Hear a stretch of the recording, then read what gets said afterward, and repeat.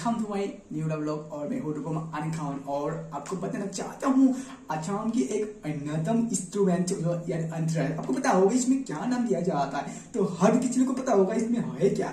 मैं असम का लोगों को पता नहीं चाहता हूँ कि असम हर किसी को पता होता है इसका नाम क्या होता है।